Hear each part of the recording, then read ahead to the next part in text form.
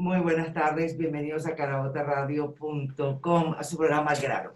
En pantalla ya tenemos al profesor César Pérez Guevara. Antes vamos a agradecer a Mirla Castellanos en la dirección, a Jessica Fermín Roger en la producción del Grano, a Jaylina Acevedo en los controles, a Ricardo Rada, que también nos asiste en el día de hoy, y ante los micrófonos quien les habla, Yasmín Roger. Tengan todos ustedes muy buenas tardes. De inmediato, buenas tardes, profesor César Pérez Guevara. El tema del día de hoy es un tema que puede generar mucha roncha, probablemente hasta malestar si se quiere, pero si nos toca hablar, porque recientemente fue el natalicio de Marcos Pérez Jiménez y está en nuestra historia como una dictadura, pues ese fue exacto como estaba un periodo en el cual, como cosa curiosa, todavía hay generaciones que vivieron la época de Marcos Pérez Jiménez que tienden a defender no la dictadura, sino que se vivía en mejores condiciones, que había mayor seguridad,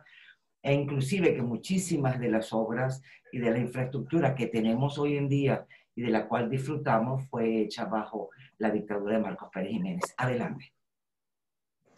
Buenas tardes, querida Yasmín. Como siempre, saludos a tu distinguida audiencia. Y pues sí, el tema que nos trae el día de hoy precisamente es Marcos Evangelista Pérez Jiménez, el cual, independientemente de lo que tú digas de él, nunca va a dejar a todos complacidos, ¿no?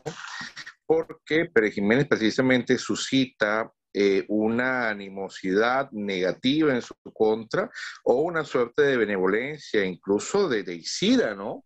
Por parte de algunas personas que creen que Pérez Jiménez, o que consideran que Pérez Jiménez, todo cuanto hacía era perfecto. Y yo creo que lo mejor que podríamos hacer nosotros un poco es comprender al hombre en su justo contexto histórico a fin de poder sacar nuestras propias conclusiones, ¿no? Esta clase de personajes no se pueden jugar desde la época actual, porque precisamente son una gran cantidad de décadas que nos separan de ellos. Y yo veo con Claro, muchísima claro. preocupación que eso es lo que está ocurriendo, sobre todo con muchos muchachos, muchos veinteañeros, muchos adolescentes que han tomado la figura de Pérez Jiménez como una suerte de punta de lanza, diciendo que es lo único que ha servido y a partir de allí todo ha sido como en la época actual, lo cual por supuesto que también es una manipulación perdón, no es verdad, esto no es cierto. Al contrario, la historia venezolana es mucho más compleja que eso, ¿no? De este modo, primero hay que ver que Marcos Evangelista Pérez Jiménez nace a inicios del siglo XX. Nace en una familia andina, de hecho, bastante típica. Pérez Jiménez es el hijo número 16 de su padre, Juan Pérez Bustamante. De hecho, el padre lo tiene después de los Profesor, 60 tenemos problemas años con el audio. y el padre fallece teniendo 80 años y Pérez Jiménez cuenta apenas con 11. Luego, incluso observando. ¿Me escuchas? Ahorita sí, pero tiene problemas con el audio. Entonces, ahora vamos a ver. Avísame si me escuchas. Ahora sí. Muy bien. Como te comentaba, precisamente, Pérez Jiménez nace de un matrimonio muy clásico, muy típico andino, entre dos personas, particularmente el padre de Pérez Jiménez tiene 62 años al momento de casarse con la madre de él, que tiene 33. Luego te das cuenta que es precisamente muy tradicional conforme se hacían las cosas en los Andes a inicio del siglo XX. De hecho, Pérez Jiménez es el hijo número 16 del padre Juan Pérez Jiménez, Juan Pérez Bustamante, perdón. Cuando nace Pérez Jiménez, uno de sus hermanos, de hecho, tiene 35 años. Entonces nos habla de que es un hombre que tiene una mentalidad bastante tradicional, bastante clásica, muy andino, me refiero a andino a inicio del siglo XX, y eso es lo que él va a trasladar, ¿no? Cuando Pérez Jiménez comienza a estudiar, de hecho señalaba que algunos de sus primeros estudios fueron en Cúcuta, su mamá de hecho venía de allá, y luego viene a Venezuela en ese momento, inicio del siglo XX, para los que no lo saben.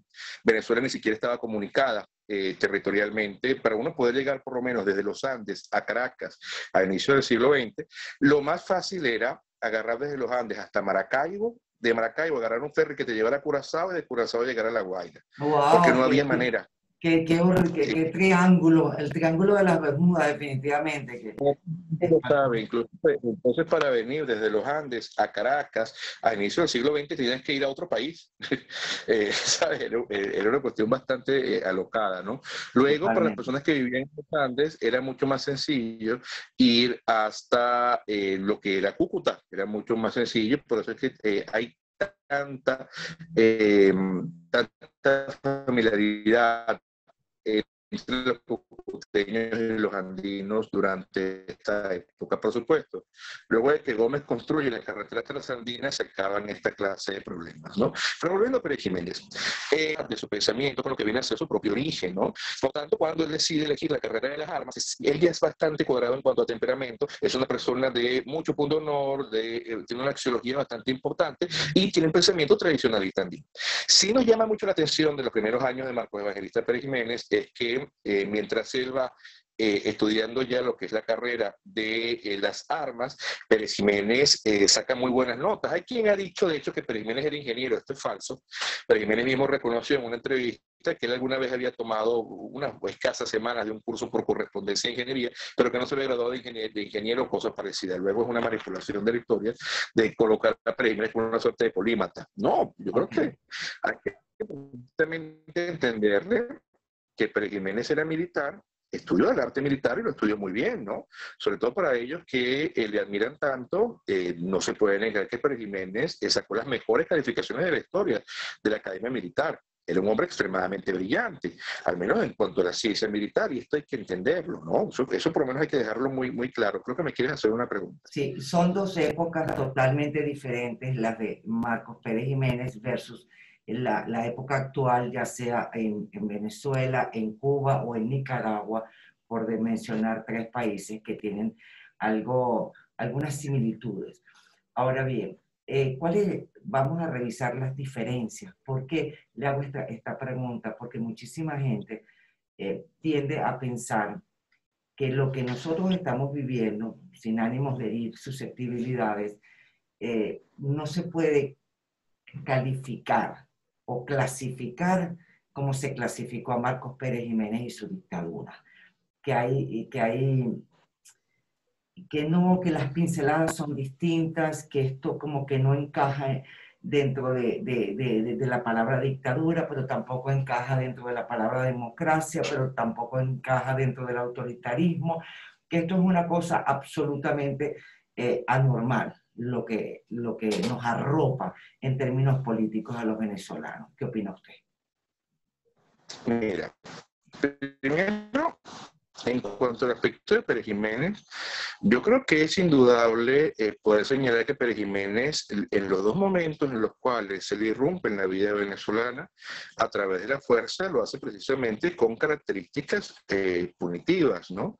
Caso, por lo menos, cuando él acompaña el golpe del 18 de octubre del año 1945, en efecto, un golpe de fuerza que saca a Isaías Medina Angarita, y bueno, al final toma el gobierno, es verdad, esta es una cosa, pero se trastocan las cuestiones, ¿no?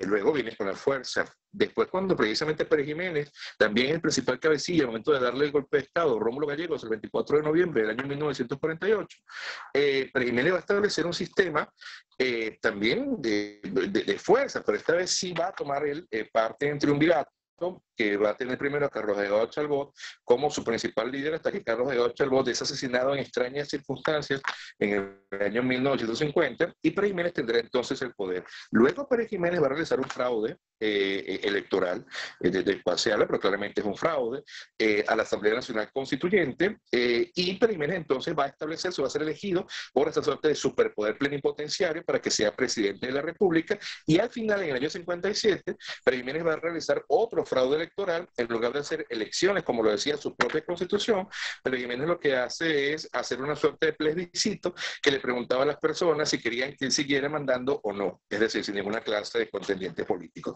Entonces creo que podemos decir con muy buena razón que independientemente de las obras materiales que haya realizado Pérez Jiménez, que también tienen que ser revisadas en su justa medida, porque muchas de ellas fueron continuación de obras que incluso venían de la época de Medina Angarita, como es el caso de la Universidad Central de Venezuela, u obras que venían del trienio ADECO, hay que revisar que en efecto Pérez Jiménez sí manejó una estructura autocrática, dictatorial, subvirtió lo que eran precisamente las instituciones del momento, ¿no? Y además de ello, suprimió cualquier tipo de garantía y existieron diferentes vulneraciones a los opositores políticos a través de la seguridad nacional, verlo y gracias a la figura de don Pedro Estrada, que es una figura también tan polémica en la época actual. Pero esto es lo que se puede decir. No puede compararse en lo absoluto Pérez Jiménez con la situación actual, primero porque Pérez Jiménez era un hombre extremadamente pragmático, ¿no? Pérez Jiménez en sus propias memorias, diría yo, cuando Agustín Blanco le hace esa entrevista tan interesante en ese libro que se llama Habla el General, él dice que él no era ni capitalista, ni comunista, el punto de él era precisamente llevar adelante un avance. Luego Pérez Jiménez no manejaba ninguna clase de ideología. Cuando Laureano Vallenilla, hijo, decía que él había hecho la ideología del nuevo ideal nacional, que se supone que es lo que fundamenta Pérez Jiménez dice que es un mentiroso y que el nuevo ideal nacional fundamentalmente son categorías pragmáticas, que no tienen nada de ideología.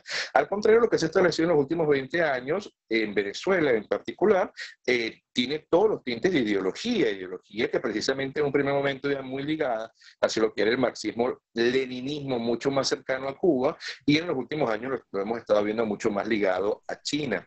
Manejan evidentemente una suerte de estructura institucional a través de la cual las instituciones se manejan o son interpretadas conforme a la vocación del poder de los hombres que se encuentran allí. O sea que sí hay obviamente diferencias verdaderamente notables. No tiene nada que ver con los 40 años de democracia anteriores y no guardan en absoluto los mismos escrúpulos. Profesor, Sí. se le vuelve a ir el audio. Vamos a revisar. Son las 12:25. Conversamos con el profesor César Pérez Guevara. Hoy tocamos el tema de Marcos Pérez Jiménez, la dictadura. ¿Me escuchas? Sí, ahora sí lo estoy Porque escuchando. se ha silenciado por un momento la reunión, Yasmín, y yo no te escucho nada, y también yo me quedé sin sonido. Yo sí lo estoy escuchando. Vamos a ver. Ahora mismo creo que está silenciada tú. Sí, yo lo escucho perfectamente bien. ¿Usted me escucha? El problema del Sí, Zoom. está silenciada tú.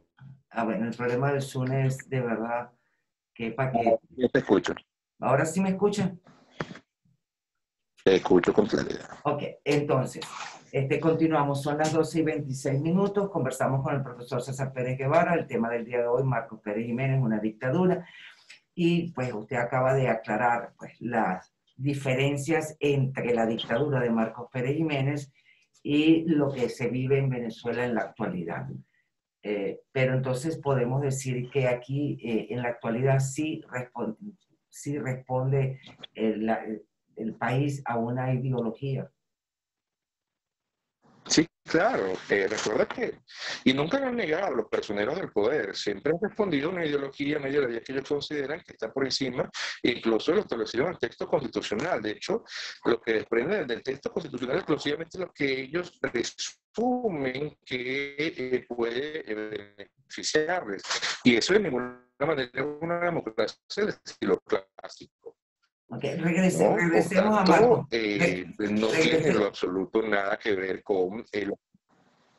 Okay, regresemos a la época de Marcos Pérez Jiménez.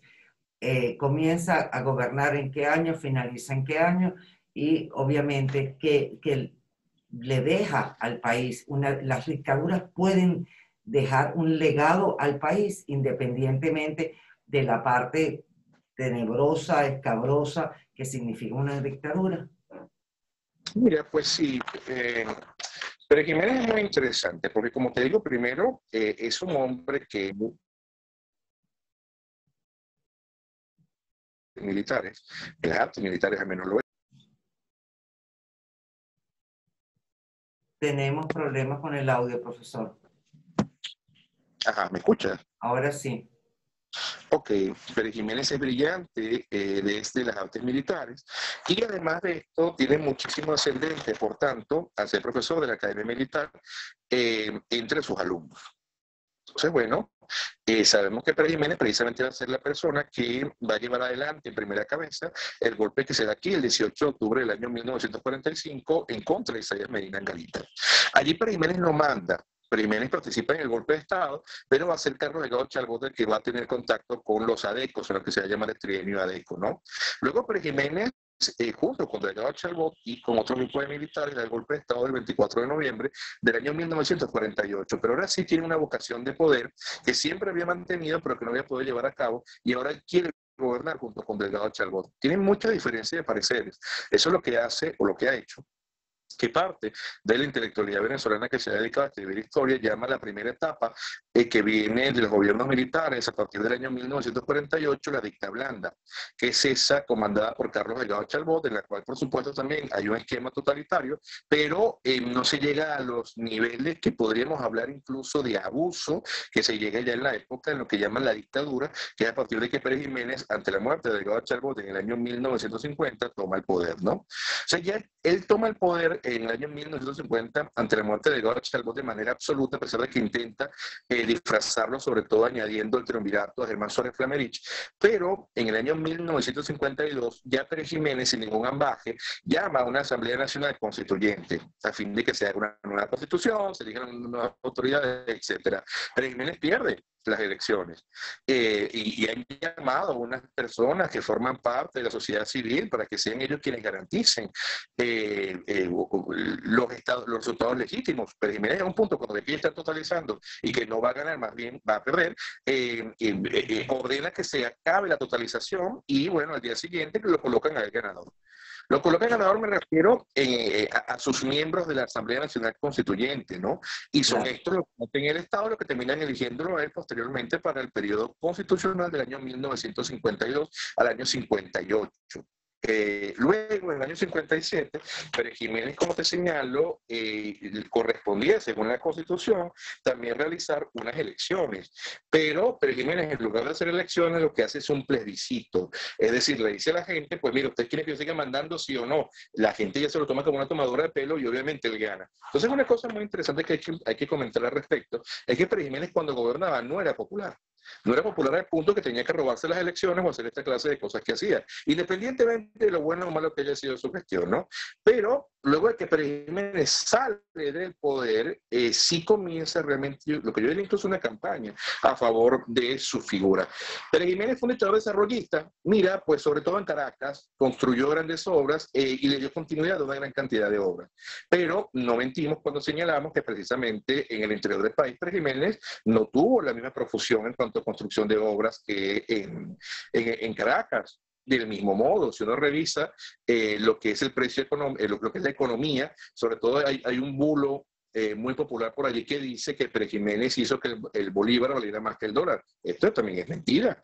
El bolívar se mantuvo en la misma tasa que existía durante el trienio de ECO. O sea, luego esto es totalmente falso. De hecho, podemos hablar incluso, según han hecho los historiadores de la economía, que había una revaluación del Bolívar.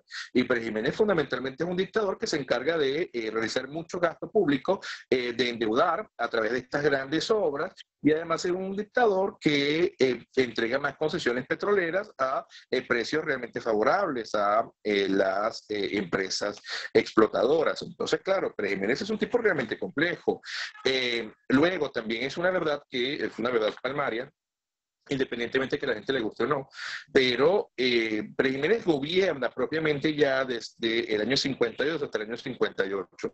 Luego podemos, hasta el año 57, 58 ya comienza con el conflicto y lo sacan, ¿no? Entonces, si nosotros comparamos las obras que realiza Pérez Jiménez durante su periodo con el que viene después, que es Rómulo Betancourt, o con Raúl León, o con Rafael Caldera, uno observa que la democracia venezolana hizo también una gran cantidad de obras. Ah, bueno, claro, por supuesto, por supuesto. Sí, eso lo Incluso yo tenemos. podría decirte, quería Yasmín, que se señala como que Pérez Jiménez hizo muchas más.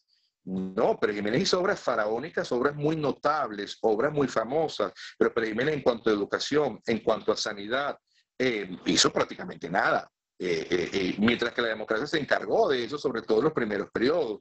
Entonces, cuando uno hace la comparación, no queda tan desfasado uno del otro, y de hecho, Betancourt, en cuanto a gestión, supera con creces a Pérez Jiménez en algunas materias como las que te he señalado. Entonces, ¿qué pasa, no? ¿Por qué la gente adora, quiere tanto a Pérez Jiménez? Pues yo te diría... Es algo que, perdón, profesor, es algo que no termino de entender de la conducta del venezolano en términos generales. Yo no sé si es que el venezolano en términos generales es masoquista. Yo no sé si es que simplemente lo que anda buscando es un verdugo a como de lugar, sin saber que ese verdugo no necesariamente va para la acera de enfrente, también puede tocar la misma acera donde está parada esa persona. Pero el hecho es que el venezolano tiende a criticar lo presente por obvias razones, pero a añorar el pasado. Entonces, bueno, en algunas generaciones, porque las nuevas generaciones, por supuesto que esas no están, no las traigo a colación porque probablemente desconozcan inclusive la época de Marcos Pérez Jiménez. Pero en términos de generaciones, por decirlo, las personas de los 60, de los 70, de los 80, o lo recuerdan porque lo vivieron o lo recuerdan porque sus padres tenían esa información permanentemente.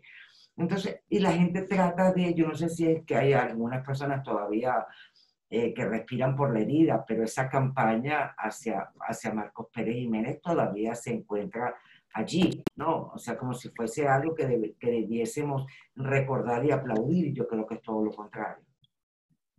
Mira, yo te diría que hay personas que tienen algo en particular en contra de lo que fue la democracia venezolana. O bien fueron parte del medinismo, como el caso de Uslar Pietri, que siempre tuvo esa cosita allí en contra de la democracia, porque lo juzgaron en los juzgados de responsabilidad civil y administrativa en la época del Trianadeco, o en particular la democracia venezolana no cumplió sus anhelos y por eso aboga hacia Pérez Jiménez, ¿no? Pero también recuerda que Pérez Jiménez es un hombre de los 50 y que gobierna en los años 50 y ya la democracia entra a finales de los 50 en los 60 y es otro país, es otro mundo en general, son otras influencias, o sea, no podemos comparar incluso desde una perspectiva extremadamente lineal ambas etapas, porque los años 50 en América Latina fueron años incluso conservadores, ya los años 60 tienen una influencia particularmente mucho más liberal, mucho más alocada y además, sobre todo por la época hippie, etcétera, y lo que venía también de la delincuencia que se estaba produciendo en diferentes países. Entonces mucha gente dice, es que yo con Pérez Jiménez dormía con la puerta abierta, no pasaba Sí. nada, con democracia no, pero es que no necesariamente es responsabilidad de la democracia, el mundo estaba cambiando, América Latina estaba cambiando y las tasas de delincuencia aumentaron en todos los países. Al mismo Pinochet le pasó cuando él décadas posteriores tuvo poder. O sea, Pinochet es un hombre que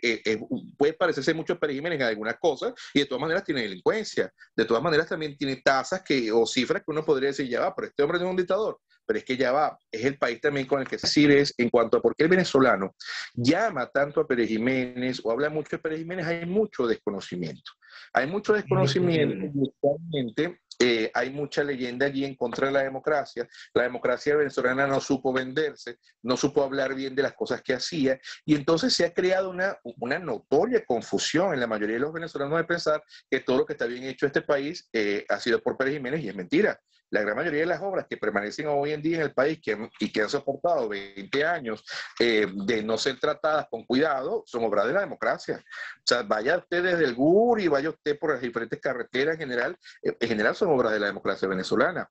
¿Que cometió errores? Por supuesto, todo sistema comete errores, pero esta democracia en particular no se vendió, no supo mostrar las cosas buenas que hacía, cometió errores, por supuesto. Entonces la gente que vive estos errores de una manera muy madura políticamente, de eso sí podríamos hablar lamentablemente del pueblo venezolano, de una manera muy madura, dijo, bueno, todo lo que tengo es porquería, no sirve para nada, ojalá tuviéramos a un hombre fuerte que haga lo que se le dé la gana, pero que de todas maneras yo pueda dormir con la puerta abierta, ¿no? Claro, pero yo creo que yo creo, profesor, que ya ese sentimiento lo descartó la población venezolana, ya yo creo que finalmente ha entendido que buscar un verdugo no necesariamente es tener todas a favor de uno. Pero profesor, son las 12:37 y lo tengo que despedir.